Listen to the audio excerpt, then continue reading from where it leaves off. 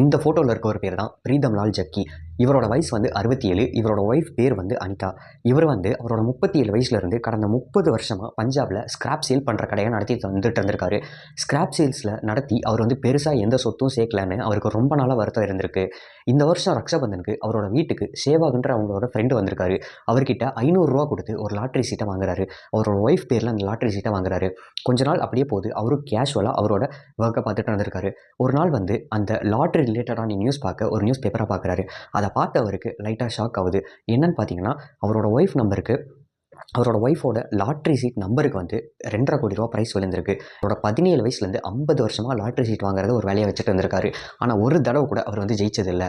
இதனால் அவர் வந்து கன்ஃபியூஸ் ஆகிருக்காரு. அதுக்கப்புறம் ஒரு கால் வருது. அந்த கால் எடுத்து பேசினோடனே அவருக்கு தான் அந்த லாட்ரி விழுந்திருக்கு அப்படின்னு சொல்லி அவர் வந்து கன்ஃபார்ம் ஆகிக்கிறாரு. அதுக்கப்புறம் 25% வச்சு சமூக பணிகளுக்கு செலவு பண்ணுவேன் அப்படின்னு சொல்லியிருக்காரு. இந்த வீடியோ